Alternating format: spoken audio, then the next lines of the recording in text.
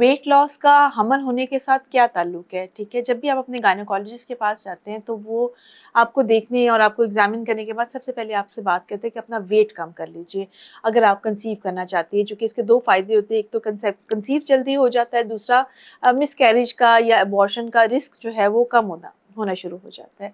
तो weight loss का क्यों कहा जाता है? बड़ा मुश्किल काम है वेट को कम करना और इसको फिर मेंटेन करना।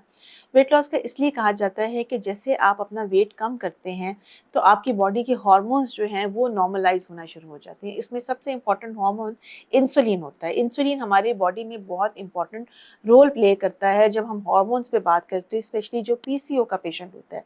तो जैसे ही वो अपना वेट कम करता है या बॉडी फैट में उसकी कमी आती है, तो इंसुलिन लेवल्स उसके साथ फिर आपकी मेल हार्मोन्स के लेवल बेहतर होना शुरू हो जाते हैं।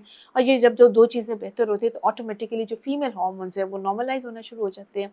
और जो ओवरी होती है उसमें एग की क्वालिटी बेहतर होना शुरू हो जाती है। और अगर वो ऑलरेडी एग्स नहीं बना रहे थे, जैसे कि पीसीओ का पेशेंट है या वैसे कोई है जो ज़्यादा वेट की वजह से अगर प्रॉब्लम आई थी और अगर पहले एग्स नहीं बन रहे थे, तो जैसे ही आप 5 से 6 किलो वज़न कम करते हैं, वो एग्स बनना शुरू हो जाते हैं। ये सब कुछ नेचुरल हो रहा होता है। यानी विदाउट इवन मेडिसिन्स वह पेशेंट जो है वो बहुत जल्दी जो है वो कंसीव कर जाते हैं। और चूँकि उनके हार्मोन्स नॉर्मलाइज़ हो जाते हैं, उनमें एस्ट्रोजन, प्रोजेस्टेरोन के लेवल्स नॉर्मल हो जाते हैं, तो फिर उनमें मिसकैरेजेस का रिस्क भी कम हो जाता है।